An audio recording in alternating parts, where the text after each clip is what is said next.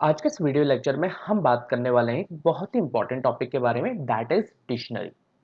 So dictionary is a sequential data type in Python and it is used to store data in key value pair. Dictionary एक sequential data type है जो कि data को की value के pair के form में store करता है. तो इसे हम प्रैक्टिकल इंप्लीमेंट करके इस वीडियो लेक्चर में समझेंगे. तो सबसे पहले हम एक डिक्शनरी बना लेते हैं और मेरे डिक्शनरी का नेम है यहाँ पे प्रोडक्ट. और डिक्शनरी बनाने के लिए हमें करली ब्रैकेट्स को यूज करना पड़ेगा, जिस तरीके से हम लिस्ट में स्क्वायर ब्रैकेट्स को यूज करते हैं, टपल में राउंड ब्रैकेट्स को यूज करते हैं, उसी तरीके से डिक्शनरी में हम करली ब्रैकेट्स को यूज करते हैं. और यहाँ पे हम डेटा जो है वो की वैल्यू के पेयर के फॉर्म में स्टोर करेंगे. तो सबसे पहले मैं यहाँ पे आईडी बनाऊंगा और आईडी जो है मेरी यहाँ पे की है और इसका मैं वैल्यू दूंगा. सो वैल्यू मैं यहाँ पे देता हूँ 1 to 1, बिकॉज अगर कोई भी प्रोडक्ट होगा तो प्रोडक्ट आईडी डेफिनेटली उसकी होगी. नेक्स्ट उसका ब्रांड नेम होगा. सो मैं यहाँ पर एक और की बनाऊंगा, दैट इज नेम, और इसमें मैं वैल्यू देता हूँ पतंजलि. ओके, सो ये की वैल्यू पेयर जो है मेरा हो गया नेम एंड पतंजलि. नेम जो है की है, पतंजलि यहाँ पे वैल्यू है. एक और मैं यहाँ पे की बनाता हूँ, दैट इज प्राइस, बिकॉज अगर कोई भी प्रोडक्ट होगा तो उसकी प्राइस होगी यहाँ पर. और मैं यहाँ पे प्राइस कर देता हूँ 52.36. सो 52.36 जो है मेरी वैल्यू हो गई और प्राइस जो है मेरी की हो गई. अब हम इसमें डीप में बात करेंगे, लेकिन उससे पहले सबसे पहले हम इसे प्रिंट करके देखते हैं. सो मैं यहाँ पे क्या करता हूँ, प्रिंट करता हूँ प्रोडक्ट को और साथ ही में मैं आपको इसका टाइप भी चेक करके दिखाता हूँ. सो मैं यहाँ पे लिखता हूँ प्रिंट. मैं प्री डिफाइंड फंक्शन टाइप को यहाँ पे कॉल करूंगा और प्रोडक्ट को एज एन पैरामीटर पास करूंगा. ओके, सो मैं इसका टाइप भी आपको चेक करके दिखाता हूँ.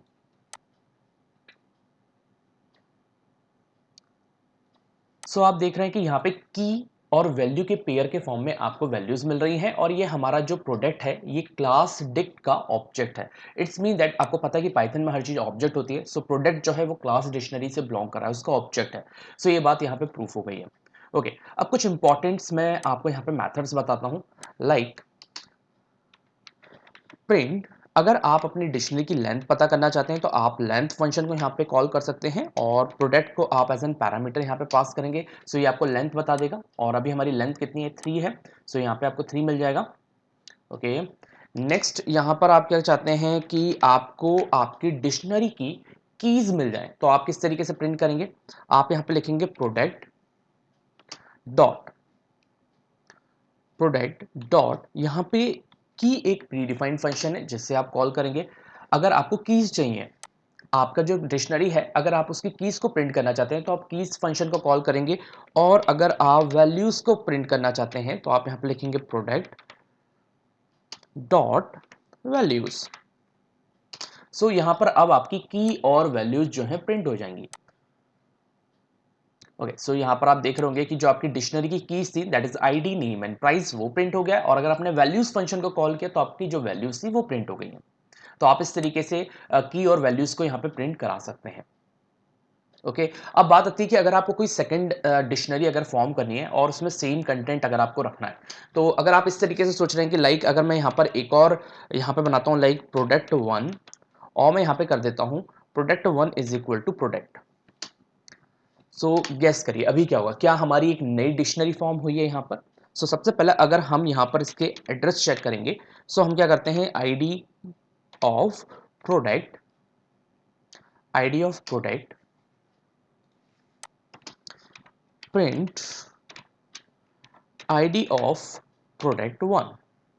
सो मैंने यहाँ पर एक और जो है डिक्शनरी बनाई है और इज इक्वल टू प्रोडक्ट लिखा है. तो मैं ये देख रहा हूँ क्या नई डिक्शनरी फॉर्म हुई है या फिर रेफरेंस क्रिएट हुआ है. सो इस बात को प्रूफ करने के लिए मैंने दोनों के एड्रेस प्रिंट करे हैं और यहाँ से ये बात प्रूफ हो जाएगी. सो यहाँ पर आपको देखने को मिल रहा है कि दोनों के सेम एड्रेस हैं. हैंस कंक्लूड कि यहाँ पर नई डिक्शनरी फॉर्म नहीं हो रही है, प्रोडक्ट 1 जो है प्रोडक्ट को यहाँ पर रेफर कर रहा है. Means that product and product 1 जो है वो एक ही ऑब्जेक्ट को यहाँ पर रेफर कर रहे हैं, तभी दोनों के एड्रेस यहां पर सेम है. तो अगर आप किसी भी एक में वैल्यूज को चेंज करेंगे तो वो दूसरे को इफेक्ट करेगा. सो इस बात को प्रूव करने के लिए मैं क्या करता हूं, यहां पे मैं जो मेरी आईडी थी इसे मैं अपडेट कर देता हूं. सो मैं यहां पे लिखूंगा प्रोडक्ट प्रोडक्ट डॉट अपडेट और इसमें मैं क्या करता हूँ, आईडी को मैं अपडेट कर देता हूँ और आईडी को अपडेट करके अब मैं कर देता हूँ 222। सो मैं ये देखता हूँ कि ये दोनों में मेरे चेंज होगा कि नहीं होगा। डेफिनेटली दोनों में चेंज होगा बिकॉज यहाँ पे दोनों ही एक ही ऑब्जेक्ट को टैग कर रहे थे। और जो हमारी डिक्शनरी होती है ये म्यूटेबल है, चेंजेबल है, इसे हम चेंज कर सकते हैं। सो यहाँ पे मैं क्या करता हूँ, प्रोडक्ट को प्रिंट करता हूँ। सो मैं लिखूंगा product and product one, print product one. So अब क्या होगा, हमारी दोनों में वैल्यूज हमें चेंज मिल जाएगी। देखिए दोनों में वैल्यूज चेंज हो गई बिकॉज यहाँ पे प्रोडक्ट वन जो था और प्रोडक्ट एक ही ऑब्जेक्ट को रेफर कर रहा था, नया ऑब्जेक्ट क्रिएट नहीं कर रहा था। लेकिन अगर आप नई डिक्शनरी फॉर्म करना चाहते हैं, आप चाहते हैं कि भाई रेफरेंस क्रिएट ना हो, एक नई डिक्शनरी अगर आप क्रिएट करना चाहते हैं और उस चाहते हैं कि सेम कंटेंट जो है प्रोडक्ट का रहे, सो यहाँ पर एक प्री डिफाइंड फंक्शन है दैट इज कॉपी, उसे आप यहाँ पे यूज कर सकते हैं। सो मैं यहाँ पर लिखता हूँ प्रोडक्ट टू, एक और नई डिक्शनरी बनाता हूं प्रोडक्ट टू, और मैं यहां पे लिखता हूं product two is equal to product dot copy. So copy function को मैं यहां पे कॉल करता हूं और उसमें एज एन पैरामीटर प्रोडक्ट को मैं पास करता हूं। ओके, सो सबसे पहले हम यहां पे क्या करते हैं, प्रिंट कराते हैं ID of product two and ID of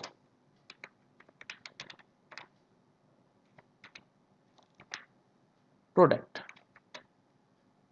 सो दोनों के आईडीज अब हम चेक कर रहे हैं, ये देख रहे हैं कि एक नई डिक्शनरी फॉर्म हुई है या फिर ये सेम रेफर अभी रेफरेंस ही कर रहा है, मींस दैट सेम ऑब्जेक्ट को रेफर कर रहा है। सो इसे हम चेक करना चाहेंगे और एक हमें यहाँ पर एरर मिल रहा है, सो उसे हम देखते हैं।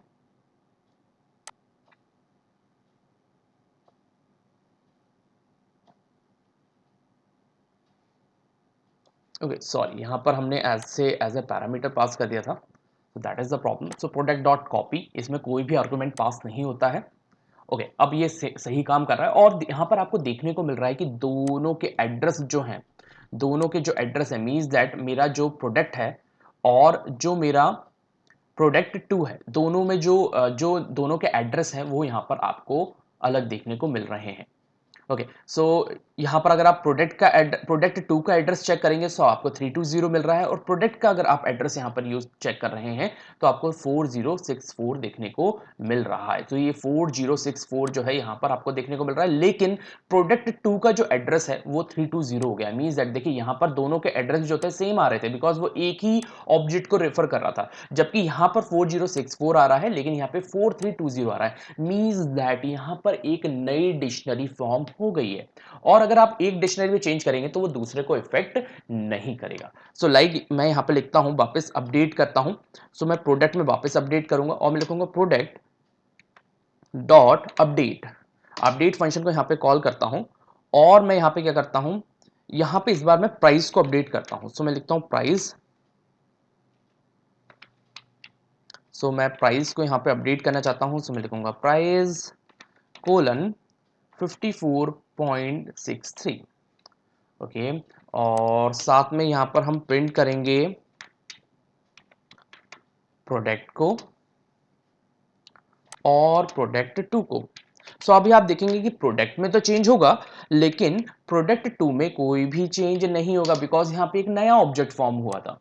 सो ये चीज हम यहाँ पे देखेंगे। सो अभी आप देखेंगे कि प्राइस जो थी सभी की यहाँ पर जो है 54.63 हो चुकी है। देखिए यहाँ पे 54.63 हो चुकी है।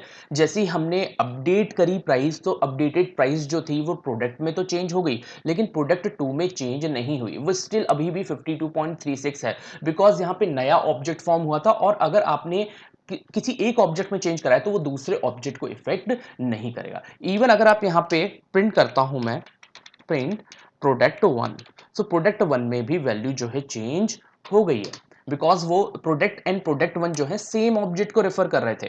सो आप यहाँ पे देखेंगे अगर, सो आप यहाँ पे देख रहे हैं कि दोनों में चेंज आ रहा है बिकॉज सेम ऑब्जेक्ट को रेफर कर रहे थे, जबकि प्रोडक्ट टू में वैल्यू चेंज नहीं हुई है, 52.36 है बिकॉज यहाँ पे एक नया ऑब्जेक्ट फॉर्म हुआ था।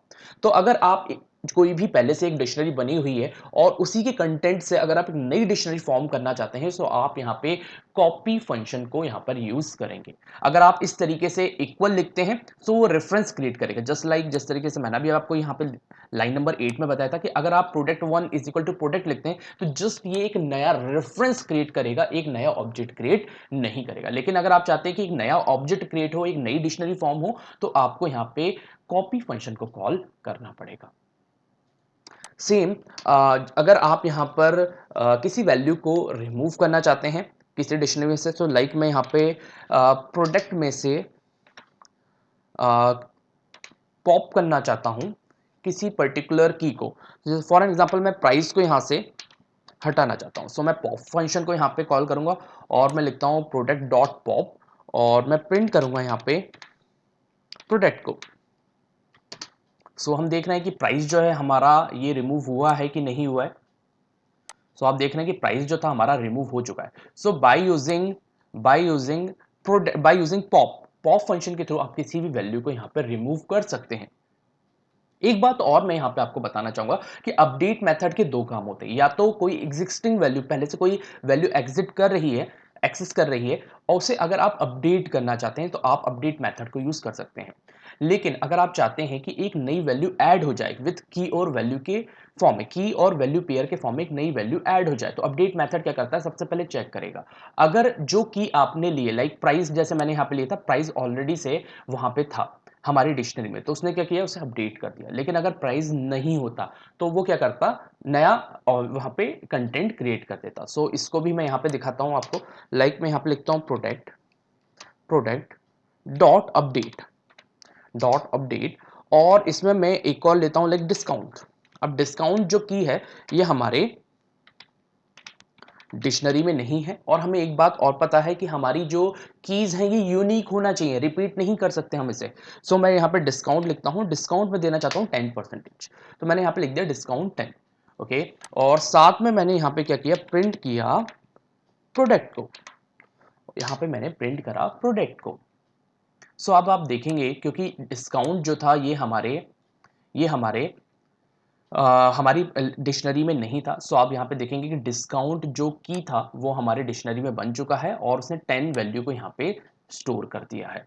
सो बाय यूजिंग अपडेट मेथड आप किसी पहले से जो कोई की बनी हुई है तो आप उसकी वैल्यू को अपडेट कर सकते हैं, और अगर वो की नहीं बनी है तो यहाँ पर वो वैल्यू क्या होगी, ऐड हो जाएगी। मींस दैट दोनों का काम करेगा, अपडेट करने का काम भी करेगा और ऐड करने का काम भी करेगा। और बाय यूजिंग पॉप मेथड आप किसी भी चीज को पॉप कर सकते हैं। अगर आप किसी डिक्शनरी को रिमूव करना चाहते हैं सो आप यहाँ पे लिखेंगे डेल। फॉर एन एग्जांपल मैं प्रोडक्ट 1 को यहाँ पर रिमूव कर देता हूँ। सो प्रोडक्ट 1 को मैंने यहाँ पे रिमूव किया। सो आप देख रहे हैं प्रोडक्ट 1 मेरा रिमूव हो चुका। इवन मैं क्या करता हूँ, प्रोडक्ट 2 को रिमूव करता हूँ। ओके, सो प्रोडक्ट 2 को मैंने यहाँ पे डिलीट कर दिया है। ओके, सो अब ये डिलीट हो चुका है। और अगर मैं यहाँ पे लिखूंगा print print product 2, so definitely yes, अभी क्या हमें एरर आने वाला है कि प्रोडक्ट 2 तो है ही नहीं। सो हम इसे चेक करेंगे और जैसे ही हमने लिखा सो हमें आ रहा है name product 2 is not defined, because यहां पर हमने बाय यूजिंग डेल कीवर्ड, जो डेल कीवर्ड था उसको यूज करके हमने प्रोडक्ट 2 को यहां पर डिलीट कर दिया। तो अगर आप किसी डिक्शनरी को डिलीट करना चाहते हैं तो आप डेल कीवर्ड को यूज कर सकते हैं। ओके, अब अगर हम यहाँ पे बात करते हैं, अगर हम वैल्यूज को एक्सेस करना चाहते हैं तो किस तरीके से कर सकते हैं। सो यहाँ पर हम फॉर लूप को यूज करेंगे। सो मैं लिखता हूँ for x in product, for x in product, और मैं यहाँ पे प्रिंट करता हूं एक्स। सो आप देखेंगे कि जितनी भी हमारी वैल्यूज थी, ओके, इसे अभी हमें कमेंट करना पड़ेगा।